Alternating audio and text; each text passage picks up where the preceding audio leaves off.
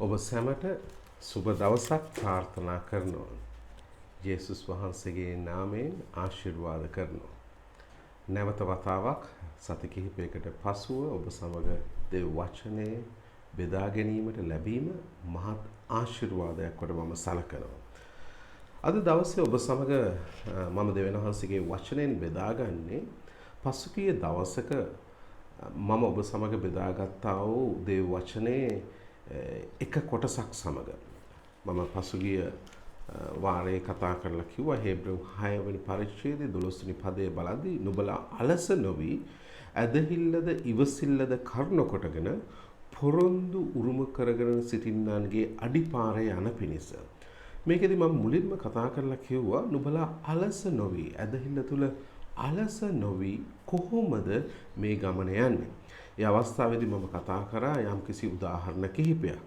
මේකට අවශ්‍ය එක කාරණාවක් තමයි ආත්මික අලසකමින් අපලවත්කමින් අපිව මුදවන්න පුළුවන් එක කාරණාවක් තමයි ආත්මික විනයන්. කිතුණු ජීවිතයේ ආත්මික විනයන්. මම මේකේ කාරණා තුනක් කෙටියෙන් ගත්තා. එදා කෙටියෙන් සාකච්ඡා කරේ. අපි ඉදිරියට මේ ගැන සාකච්ඡා කරන්නට යනවා. පළවෙනි එක තමයි අභ්‍යන්තරික විනයන්. මොනවද මේ අභ්‍යන්තරික විනයන් කියන්නේ? මේකට කාරණා කීපයක් ඇතුළත් වෙනවා. ස්ථිර යාඥා ජීවිතය, निराහාරයේ කාලය, ඒත් එක්කම දේව වචනේ මෙනෙහි කිරීම සහ දේව වචනේ මෙනෙහි කිරීම, භාවනා කිරීම සහ දේව වචනය අධ්‍යයනය කිරීම. මේ කාරණා හතරත් ඒ වගේම බාහිර විනයන් කිහිපයක් තිබෙනවා. සරල ජීවිතය. ඒ වගේම දෙවියන් වහන්සේගේ වචනේ හුදකලාවෙන්ට කාලයක් ගත කරන එක, යටහත්කම නැමැති ගුණාංගය පැළඳ ගන්න එක සහ මෙහි කිරීමේ සිතක්, අන් අයට මෙහි කිරීමේ සිතක් ගොඩනගා ගන්න එක. අපි සාමූහිකව කරන විනයන් කිහිපයක් තිබෙනවා. එකක් තමයි දෙවියන් වහන්සේට නමස්කාර කිරීම. දෙවෙනි එක තමයි පාපය ගැන පසුතැවිලි වීම. මේ කාරණාවන් තමයි ආත්මික ජීවිතයේ තිබෙන විනයන් කියලා බැලුවේ. ඔබ දන්නවද කිතුණු ජීවිතය තුළ අපි මුහුණ දෙන ලොකු ගැටලුවක් තියෙනවා. මුළු කිතුණු ලෝකය තුළම මේක ගැටලුවක්. ඒ ගැටලුව තමයි ගොඩක් කිතුණුවන් මේ වන විට ඒගොල්ලන් හරි කැමති මතු පිටින් ගත කරන කිතුණු ජීවිතයක් ගත කරන්න.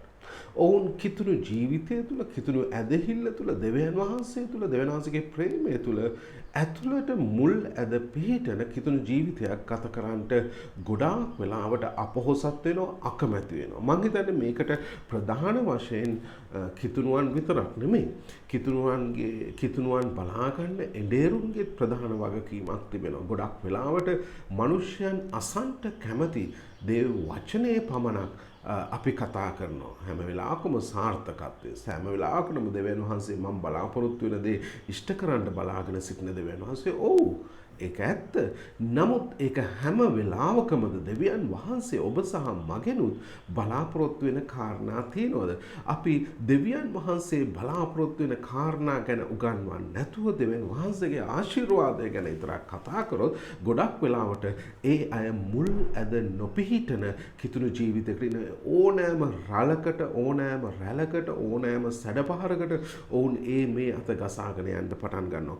මේ මතු පිටින් ගත කරන කිතුණු ජීවිතේ, නැත්නම් කිතුණු කියන වේශයක් අරගෙන තියෙන, නැත්නම් කිතුණු කියන වෙස් මුහුණක් පැළඳගෙන ඉන්න ජීවිතය හරි භයංකරයි. මොකද අතුලාන්තයේ සැබවින්ම ඒ වෙනස්කම අත්දැකලා නැති නිසා. ඒ නිසා තමයි අද දවසේ අපි කතා කරන්නට යන්නේ මේ ආත්මික විනයන් ගැන. මේ ආත්මික විනයන් ගැන කතා කරද්දී අපි මේ ආත්මික විනයන් අපිට අවශ්‍ය වන්නේ ඇයි? සහ අපි බලන්න යනවා මේ ආත්මික විනයන් ගැන මනුෂ්‍යයන්ට තිබෙනා වූ වැරදි අවබෝධයන් ඉවත් කරගන්න යනවා. දැන් ආත්මික විනයන් ගැන කතා කරද්දී අපි දෙවියන් වහන්සේගේ වචනයට යමු. මේ ආත්මික විනයන් අපිට කොහොමද උපකාර කරන්නේ කිතුණු ජීවිතයේ ඉස්සරහට නොකඩවා වර්ධනය කරගෙන යන්න? දැන් මේ ආත්මික විනයන් අපි දවසින් දවස ගොඩනගාගෙන යා යුතු දෙයක්. ඒක ශක්තිමත් කරගෙන යා යුතු දෙයක්. සමහරක් වෙලාවට ආත්මික විනයන් ගැන කතා කරද්දී ගොඩක් වෙලාවට කිතුණුවන් හිතන්න පුළුවන් අම්බෝ මේ වගේ ජීවිතයක් ගත කරන්න පුළුවන් දේව දාසයන්ට විතරයි. මට මේ වගේ ජීවිතයක් ගත කරන්න මම රැකියාවක් කරන සාමාන්‍ය පියෙක් නැත්නම් මම මවක්. ඒක නිසා මට මේ දේවල් කරන්න බෑ. ඒකට දේව ධර්ම ශාස්ත්‍රාලයකට යන්න ඕන, බයිබලය අධ්‍යයනය කරන්න ඕන, තාපසමය ජීවිතයක් වගේ සමහරක් වෙලාවට අපි කල්පනා කරනවා කොහොමද මේ වගේ ජීවිතයකට යන්න මට නම් බෑ කියලා. නෑ. ආත්මික විනයන් ජේසුස් වහන්සේ උන්වහන්සේගේ ගෝලයන්ට උන්වහන්සේව අනුගමනය කරන උන්වහන්සේ පසුපස එන අයන්ට කතා කරේ ඉතාමත් සරල සහ අපි හැම කෙනෙක්ම අපි අද ගැලවීම ලැබුවා නම් හෙට ආරම්භ කරන්න පුළුවන්. විවිධ මට්ටමින් යන්න පුළුවන් ඒක. හැබැයි ආරම්භ කරන්න පුළුවන් ගුණාංගයක්. මේ ආත්මික විනයන් කියන එකේ පරමාර්ථය තමයි අපේ අභ්‍යන්තරික ප්‍රීතිය ගෙන දෙන්න. මම මේ කතා කරන ප්‍රීතිය ගොඩක් වෙලාවට මනුෂ්‍යයන්ගේ ප්‍රීතිය තියෙන්නේ මේ බාහිර දේවල් වලින්, අපිට ලැබෙන දේවල් වලින්. ප්‍රීතිය නැති වෙන්නේ අපේ අහිමි වෙන දේවල් වලින්. නමුත් උන්වහන්සේ කතා කරනවා කිසි නුවණකින් දැනගත නොහැකි ප්‍රීතිය ගැන. ඒක ස්වර්ගික ප්‍රීතිය. ඔබ දන්නවද මේ ප්‍රීතිය, මේ ජීවනය අපි අභ්‍යන්තරයෙන් ගලන ජීවනය. උන්වහන්සේ කියනවා කතා කරලා ඒ සමාරිය ස්ත්‍රියට මම දෙන වතුරෙන් ඔබ බිව්වොත් පිපාසා නොවන්නේ. මෙවන් ජීවනයක් උන්වහන්සේ තුල අපිට ලබන්න පුළුවන්. ඒ අභ්‍යන්තරික ප්‍රීතිය ගැන දෙන්න පුළුවන්. ආත්මික විනයන්ගේ පරමාර්ථය තමයි අපේ ආත්මය උන්වහන්සේ වෙතට ළඟා වෙන්න තිබෙන එය බර කරන්නා වූ ඇද පහතට අදින්නා වූ ඒ කියන කාරණාවන් හඳුනාගෙන ඒ වයින් නිදහස් කරන එක. ඒක නිසා කිතුරුවනි මම ඔබව ධෛර්යමත් කරනවා දෙවියන් වහන්සේගේ දරුවෙක් ලෙස ඇදහිලිවන්තයෙක් ලෙස උන්වහන්සේ තුළ ඉන්න උන්වහන්සේගේ අනුගාමිකයෙක් ලෙස මේ කාරණා ඔබේ ජීවිතයේ ඉතාමත්ම වැදගත් ගුණාංග බවට පුහුණුවක් ජීවිතයේ එදිනෙදා ක්‍රියා කරන ගුණාංග බවට හරවගන්නට උත්සාහ කරන්න දෙවියන් වහන්සේ ඔබව ශක්තිමත් කරන්න යනවා. දැන් අපි ආත්මික විනයන් ගැන කතා කරන්නේ. දැන් පළවෙනි කාරණාව තමයි අපි බලමු මනුෂ්‍යයාගේ ස්වභාවය. දෙවියන් වහන්සේව අනුගමනය කරන්න පුළුවන් ස්වභාවයක්, දෙවියන් වහන්සේට කීකරු වෙන්න පුළුවන් ස්වභාවයක් මනුෂ්‍යයා තුල තියෙනවද? අපි පොඩ්ඩක් අපේ බයිබලයේ පෙරලා ගමු රෝම යවුම් පත්‍රයට. 3 වෙනි පරිච්ඡේදයේ 9 ඉඳලා 15ට අපි කියවන්ට යනවා පද කිහිපයක්. මෙතන කතා කරලා කියනවා එසේ වීනම් කිමෙක්ද? අපි ඔවුන්ට වඩා අඩු තත්වයකද? කිසිසේත් නැත.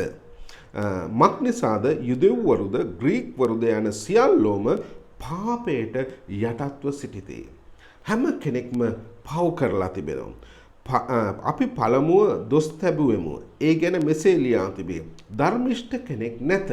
එසේය එක්කෙනෙක්වත් නැත. තේරුම් ගන්නා වූ කිසිවෙක් නැත. දෙවියන් වහන්සේ සොයන්නා වූ කෙනෙක් නැත. ඔවුන් සියල්ලෝම අහක්ව ගියෝය. එක්ව නිෂ්ප්‍රයෝජන වූවෝය. යහපත කරන්නෙක් නැත. එසේය එක්කෙනෙක් පමණවත් නැත. ඔවුන්ගේ උගුර විවර වූ මිනි වලක්ය. ඔහු තමුන්ගේ දිව්වලින් වංචාකම් කළෝය. ඔවුන්ගේ තොල් යට පොළොන් විෂ තිබේ. ඔවුන්ගේ මුඛය ශාපෙන්ද තිත්ත කමෙන්ද පූර්ණය. ඔවුන්ගේ පාදලේ වැගිරීමට කඩිසරේ. ඔවුන්ගේ මාර්ගවල විනාශයත් කාලකන්නිකමක් තිබේ. ඔහු සමාදානයේ මාර්ගය දැන නොගත්තෝය. මෙන්න මනුෂ්‍ය සංහතියේ ස්වභාවය. මේක ඔවුන් තුල තිබෙන ස්වභාවයක්. ඔවුන් තැනෙද්දි ඔවුන්ගේ ඒ තැනුම් ඒකකය තුලම තිබෙන කාරණාව තමයි ධර්මිෂ්ඨ කෙනෙක් නැත.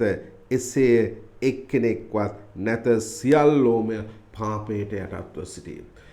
උදාහරණයකට ගත්තොත් මේ පෝස්ලේන් කෝපය.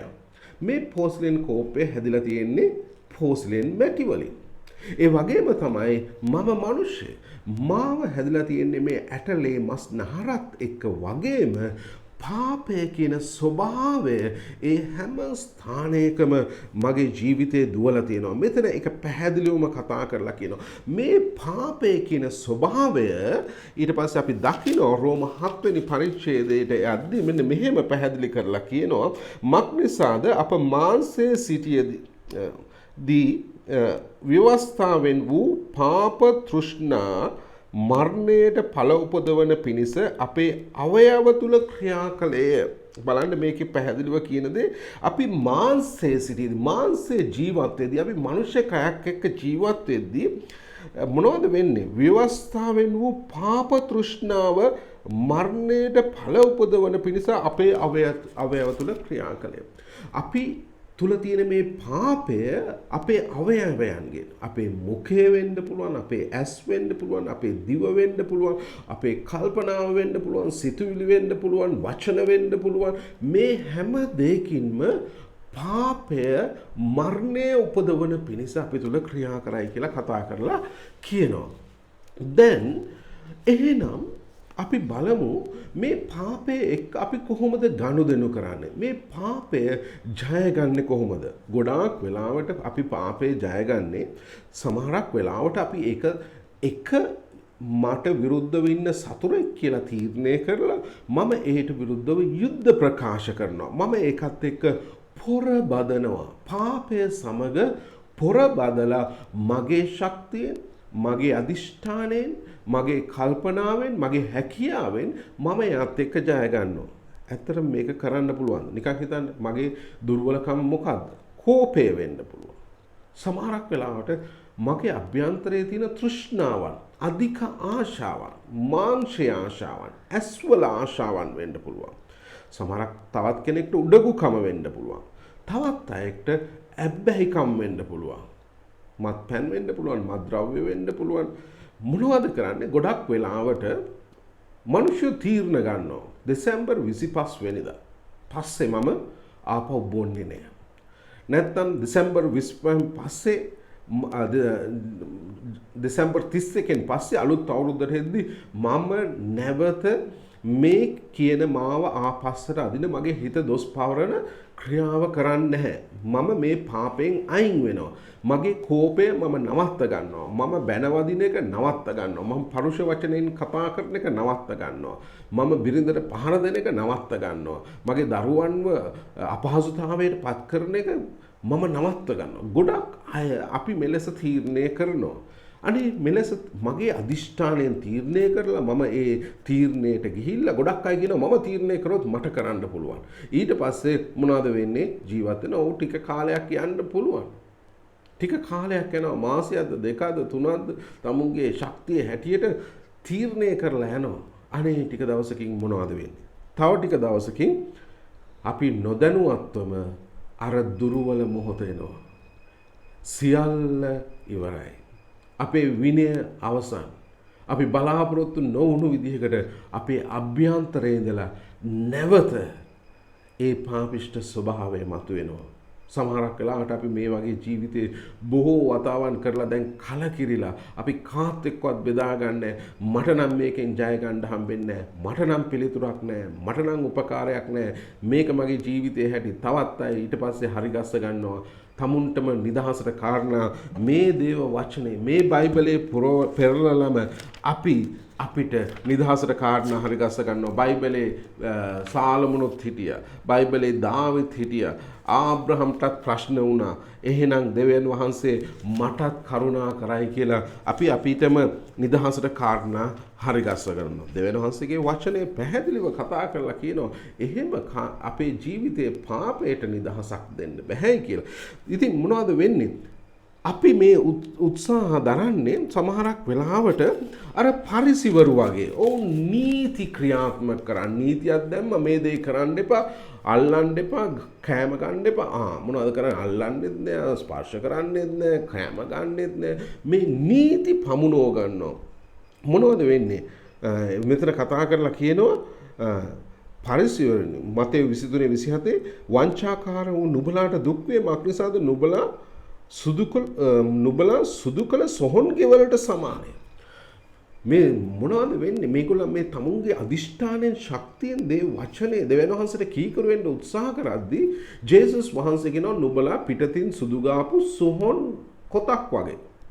පසුගිය දවසක මම යම් කාරණාවකට අවමංගල්‍ය වැඩ කටයුත්තකට යන්න සිදු වුණා. මහයියාව කන අතර මම දැක්කා. දේව දූතයෝ වගේ හරි ගස්සලා ලස්සන ගල් පුවරු, වටිනා ගල් පුවරු වලින් තමුන්ගේ නම කොටලා මේ එක එක ස්මාරක හරි ගස්සලා තියෙනවා. අනේ මේ ස්මාරක ලස්සනට හරි ගස්සන්න පුළුවන්. ඒක පොලිෂ් කරන්න පුළුවන්, තීන්ත ගන්න පුළුවන්. නමුත් අභ්‍යන්තරේ මොකද්ද තියෙන්නේ? මරණය. ඒ වගේ තමයි ගොඩක් වෙලාවට සහෝදරයා සහෝදරිය අපි පාපය එක ක්‍රියාවක්. මට මේ මත්පැන් කියන්නකෝ උදාහරණයකට මත්පැන් අතහරිනවා. මේ එක් ක්‍රියාවක් හැටියට අරගෙන ඒකට විරුද්ධව යුද්ධ කරලා ජය ගන්න මම අදිෂ්ඨාන කරගන්නවා. දැන් අපි එහෙම කරොත් ඇවිල්ලා මොනවද කරන්නේ? ටික දවසක් යනකම් අපි මේක අල්ලගෙන යනවා. ඊට පස්සේ අතුලාන්තේ අපේ පොරබැදීම වැඩි. අපේ පොරබැදීම තදයි. මේ පොරබැදීමෙන් ජය ගන්න විදිහක් නැතිකොට මොනවද වෙන්නේ? අපේ බාහිරෙන් අපි අවට අයට පෙන්වන්න හදනවා මට කිසි පොරබැදීමක් නැහැ. මම හොඳින් යනවා. මගේ ජීවිතේ ශක්තිමත්. අන්න ඒකට තමයි කියන්නේ සුදුහුණු ගාපු සොහොන් කොටක් වගේ. බාහිරෙන් එකක්, අභ්‍යන්තරයෙන් තව එකක්. මේක හරියන්නේ නැහැ.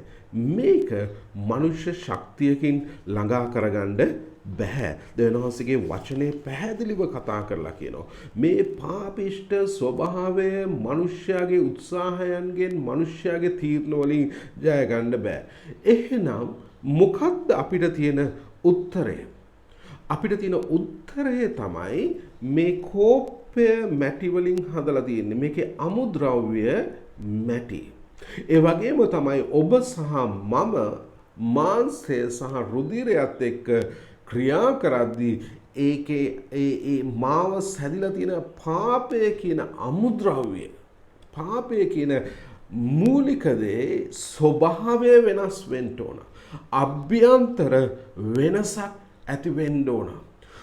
ඔබ සහ මට මේ අභ්‍යන්තර වෙනස ඔබේ මගේ ශක්තියෙන් ඉෂ්ට කරගන්න බෑ සහෝදරයා සහෝදරිය. ඒක තමයි උන්වහන්සේ පැහැදිලිව එපිසයවුන් පත්‍රයේ මේ ගැන කතා කරලා තියෙන්නේ. අපිට අපේ ජීවිතය වෙනස් කරගන්නට අපිට උදව් වෙන්නේ අපේ ස්වභාවය වෙනස් වෙන්න ඕන.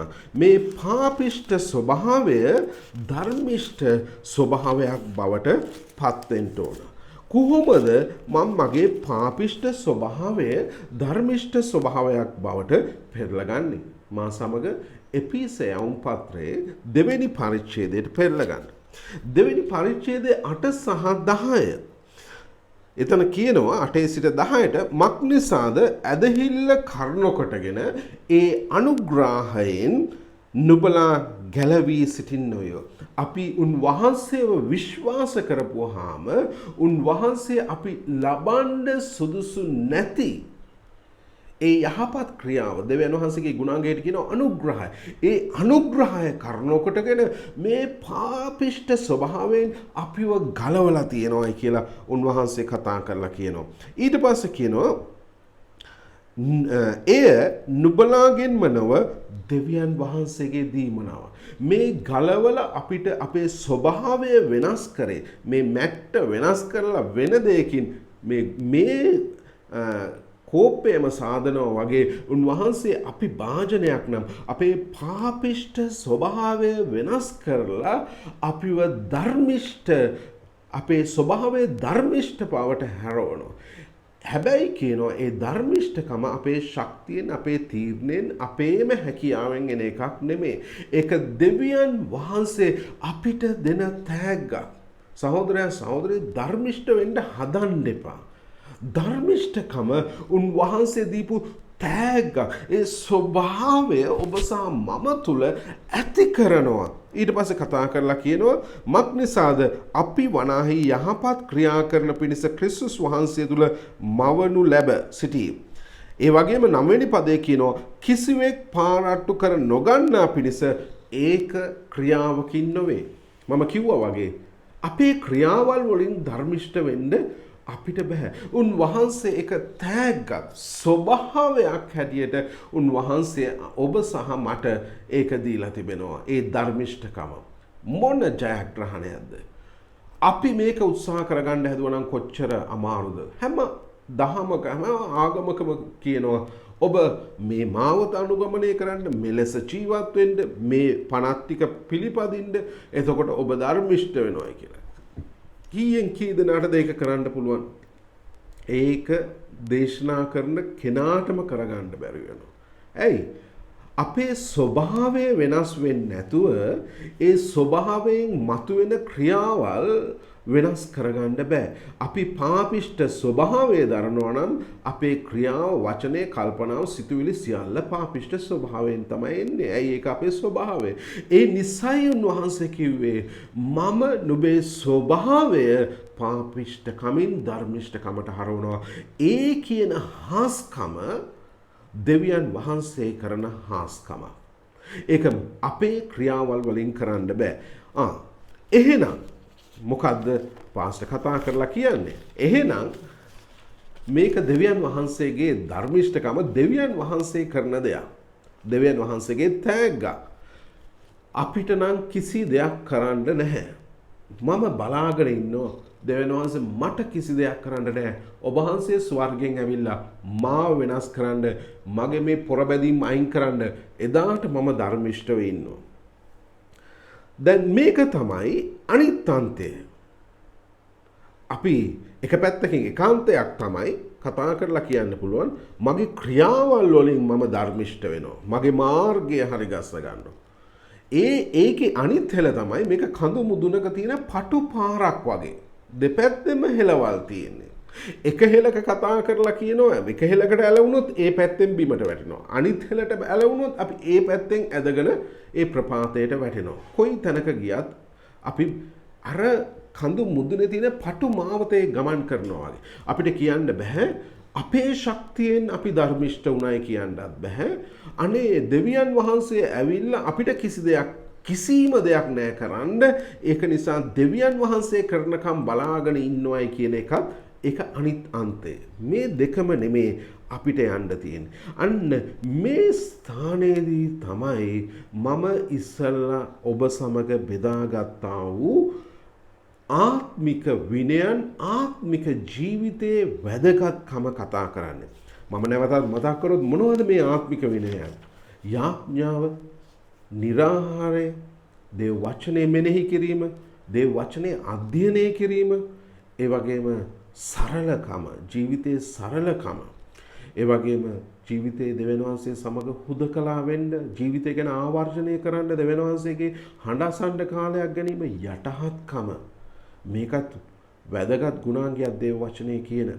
ඒ වගේම මෙහෙ කිරීමේ හදවතක්, මම ඉන්නේ අන් අයට මෙහෙ කරන්නද, නමස්කාරය තමයි, සහ පාපය කියා දීම. මේ කියන ප්‍රධාන ගුණාංග මගේ කිතුණු ජීවිතයේ තියෙන්න ඕන. කිතුණු ජීවිතයේ ගොඩනගන ගුණාංග වෙන්න ඕන. මේ ආත්මික විනයන් මොනවද අපේ ජීවිතේ කරන්නේ? ගලාති යවුම් පත්‍රයේ 6 වෙනි පරිච්ඡේදයේ 8 වෙනි පදයට අපි පෙරලා ගමු. ගලාති 6:8.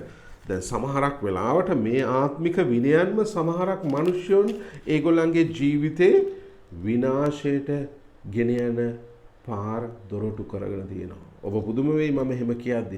නමුත් අපි බලන්න යනවා ගලාති 6:8 කතා කරලා කියනවා ඒ හැටියට තමාගේ මාංශය සඳහා වපුරන්නා මාංශයෙන් කුණුවීම කපාගන්නේ ආත්මයන්න් වහන්සේ සඳහා වපුරන්නා ආත්මයන්න් වහන්සේගෙන් සදාකාල ජීවනය කපන්නේ. යම් මිනිසෙක් මාංශයට වපුරනවා, මානසික දේ ශක්තිමත් කරන්නට, පොහොසත් කරන්න, ධනවත් කරන්න ඔහු වපුරනවා නම් මානසික දෙයින් හටගන්නේ මොකද්ද? මරණය. මරණය තමුන් තුල අවුරුදු 70කින් 80කින් මරණ මරණය විතරක් නෙමෙයි, සදාකාලික මරණය උදෙසා ඔහු වපුරනවා, ඔහු ක්‍රියා කරනවා. නමුත් ආත්මයට වපුරන මිනිසයා සදාකාල ජීවනය ගන්නවා. ආත්මික විනය කියන්නේ මාංශයට වපුරන එක නෙමෙයි, ආත්මයට වපුරන එක. උදාහරණයකට මාංශයට වපුරන්නා තුන් වේලම කාලා තුන් වේලම සතුටින් ඉන්න හදනවා, හැම දවසකම අඩුවක් නැතුව. නමුත් ආත්මයට වපුරන්නා කතා කරලා කියනවා මම निराහාරයෙන් මගේ ආත්මය වහන්සේගෙන් පෝෂණය කරන්න බලාගෙන සිටිනවා. මෙන්න මේ වගේ කාරණාවක් ගැන කතා කරන්නේ. මේ ආත්මික විනයන් ඇවිල්ලා අපි ආත්මික විනයන්ගෙන් මොනවද කරන්නේ? යාඥාව, නිරාහාරය, දේව වචනේ අධ්‍යයනය, මෙනෙහි කිරීම, මෙහි කිරීම, හුදකලා වීම, ඒ වගේම යටහත්කම, සේවය කිරීමේ හදවත, නමස්කාරය සහ මම කතා කරපු පාපේ කියා දීමේ කියන මේ ගුණාංග, මේ දේවල් අපේ ජීවිතේ වර්ධනය කරගන්න මොනවද කරන්නේ? මේ මිනිස්සයා කරන්නේ මෙන්න මේ වගේ දෙයක්. අපි දන්නවා මතෙව් 13 වෙනි පරිච්ඡේදයට ගියාම ගොවියා සහ වපුරන්නා ගැන කතා කරනවා. ගොවියා සහ වපුරන්නා ගැන කතා කරනවා. ඒ ස්ථානයේ කියනවා මේ ගොවියා මොනවද කරන්නේ? ගිහිල්ලා බීජ වැපිරීමක් ගැන. හැබැයි බීජ වපුරන්න ඉස්සලා හැම ගොවියෙක්ම මේ දවස්වල පවා කුඹුරවල පසුගිය කාලය තුල මොනවද කරේ? බිම සකස් කරා. බිම සූදානම් කරා, වල් ඉවත් කරා, ගල් ඉවත් කරා, පස කොටලා ඒ පැලවලට වැඩෙන්න පුළුවන් ස්ථානයකට හැරෙව්වා. මොනවද වෙන්නේ? පස සූදානම් කරාට පස්සේ මේ බීජ කියන එක මනුෂ්‍යයා සතු දෙයක් නෙමෙයි. බීජ දෙවියන් වහන්සේ ස්වභාව ධර්මයට එකතු කළා වූ අනර්ග ආශ්චර්යමත් දෙයක්. බීජයක්, වී බීජයක් පොළවේ වැටුනහම ඒ වී බීජය හටගත්තා වූ පඳුර වගේම පඳුරක් ඇති වෙනවා. මේක මනුෂ්‍ය ස්වභාව ධර්මයේ කියන්න පුළුවන්. මම කියන්නේ දෙවියන් වහන්සේගේ ආශ්චර්යමත් ක්‍රියාවක්. දැන් බලන්න මේ පොළව සකසන එක ගොවියට කරන්න පුළුවන්.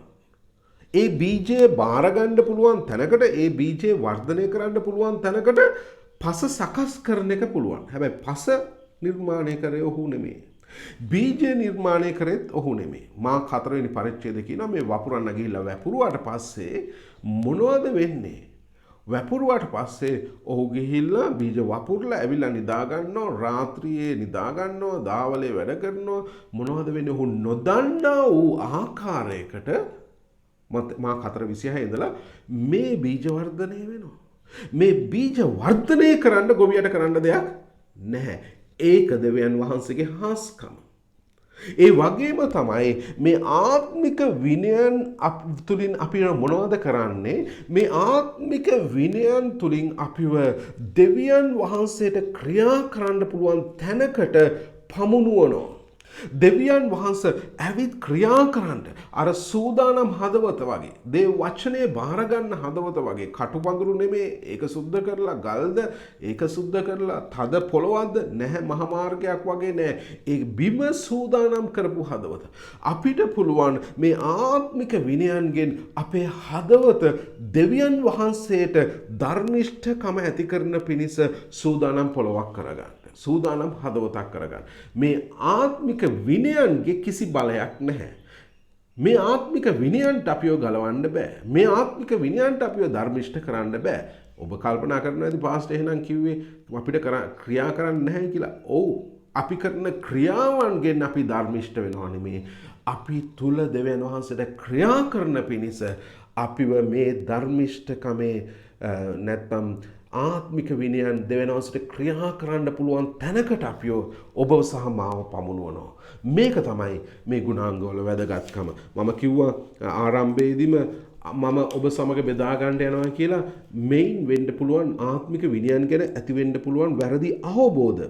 පළවෙනි එක තමයි අපි ගොඩාක් වෙලාවට මේ යාඥා කරන්න පටන් ගත්තාම අපි පුරුද්දක් ලෙස එක දිගටම යාඥා කරපුවම ටික දවසක් යද්දී යාඥාව නීතියක් වෙනවා. අහවල් වෙලා ඉඳන් මේ වෙලාවට යාඥා කරන්න ඕන. එහෙම නොකළොත් ඔයා වැරදි. අපි ඊට පස්සේ විනිශ්චය කරන්න පටන් ගන්නවා. ඕනෑම දෙයක් නීතියකට හැරුණාම නීතියෙන් කරන්නේ මරණය. ව්‍යවස්ථාවෙන් මරණය ගේනවා වගේම රෝම පොතේ කතා කරලා කියනවා මොනවද වෙන්නේ? ව්‍යවස්ථාව තිබෙන්නේ වර්ධ පෙන්නලා දෙන්න. අපි විනිශ්චය කරන්න පටන් ගන්නවා. මම කරනවා යාඥා, එයා කරන්න. ඊට පස්සේ අපි මනිනවා එක එක මට්ටම් වලින්. දැන් මේක තමයි වෙන්න පුළුවන් භයානක දෙයක්. මේක නීතියක් කරගෙන මේක ජේසුස් වහන්සේටවත් වඩා උසස් කරගන්නවා. දෙවෙනි එක තමයි මේ විනයන් තමයි යහපත් කියලා හිතන්න පටන් ගන්නවා. අපි කල්පනා කරනවා මේ විනය යාඥාවෙන් ඉන්නවද? නිරාහාරයෙන් ඉන්නවද? මම ධර්මිෂ්ඨ පුද්ගලෙක්. මම යහපත් පුද්ගලෙක්. මම දැන් සෑහෙන්න හොඳයි. නැහැ. අපිට එහෙම කියන්න බෑ. අපි කවදා හරි එහෙම හිතනවා නම් අපි යන ගමනෙන් මග හැරිලා. ඊට පස්සේ සමහරක් අය ක්‍රිස්තුස් වහන්සේටත් වඩා මේ විනයන් උසස් කරගන්නවා. යාඥාව निराහාරය දැන් සමහරක් වෙලාවට දෙවියන් වහන්සේගේ තැනට පමුණව ගන්නවා. මම දවස් 40ක් निराහාරයෙන් ඉඳලා මේ එන්නේ. දවස් 21ක් निराහාරයෙන් ඉඳලා. දවස් 7ක් අපි निराහාරයෙන් ඉන්න ඕනද? දවස් 3ක්. නැත්තම් වේල් කිහිපයක්. අපි निराහාරයෙන් විවිධාකාරයේ निराහාරයන් දේ වචනේ කතා කරනවා. හැබැයි ඒක මම පළඳව ගන්න අර හමුදා නිලධාරියෙක්ගේ පදක්කම් වගේ මට පැළඳ ගන්න අයිතියක් නෑ. මොකද ඒ විනයන් මාව ධර්මිෂ්ඨ කරන්නේ විනයන් මාව ධර්මිෂ්ඨ කරන තැනකට පමුණුනවා. මේ විනයන් හැම දෙයක්ම අපිව ක්‍රිස්තුස් වහන්සේ වෙතට ගෙනියනවා. ඒක නිකන් අර දුරේක්ෂයකින් සඳ දිහා බලනවා වගේ. සඳ දිහා බලන්න ගියාම මොකද්ද වැද? සඳද දුරේක්ෂයද? අපි බලන්නේ සඳ නම් වැදගත් සඳ දුරේක්ෂය නෙමෙයි. සමහරක් වෙලාවට දුරේක්ෂය වැදගත් කරගන්න ඕනේ. ඒ වගේ තමයි අපි මේ විනයන්ට ලොකු ගෞරවාන්විත ස්ථානයක් දෙනවා ක්‍රිස්තුස් වහන්සේට වඩා. තවත් එකක් තමයි එක් ආත්මික විනයක් අන් එකකට වඩා උසස් කරගන්න පුළුවන්. උදාහරණයකට පහසුවෙන්ම ගන්න පුළුවන් දේ තමයි निराහාරයෙන් ඉන්නවා. මම මෙච්චර දවසක් निराහාරයෙන් හිටියා. හැබැයි මට තව එක්කෙනෙක්ට සේවය කිරීමේ හදවතක් නැහැ. මට එහෙම කල්පනා වෙන්නේත් නැහැ. හරි භයානක තැනක්. ඒක තමයි ඊටත් වඩා මේ කිව්ව හැම බාධාවකටත් වඩා ලොකුම බාධා උගුල තමයි මේ දේවල් අධ්‍යයනය කරනවා. නමුත් ක්‍රියාවට නොදැන ඉන්නවා. යාඥා කරන්න ඕනයි කියලා දන්නවා. निराහාරයෙන් ඉන්න ඕනයි කියලා දන්නවා. වචනේ කියවන්න ඕනයි කියලා දන්නවා. ඊට පස්සේ අධ්‍යයනය කරන්න මෙනෙහි කරන්න ඕනයි කියලා දන්නවා. නමස්කාර කරන්න හැබැයි මේකක්වත් කරගන්නේ හැමදාම අවුරුද්දක් ගියා කරේ නැහැ. දෙකක් ගියා කරේ නැහැ. මෙවුවා බර අමාරු දේවල්ද නැහැ. අපේ ආත්මය දෙවියන් වහන්සේ වෙතට ඔසවනවා.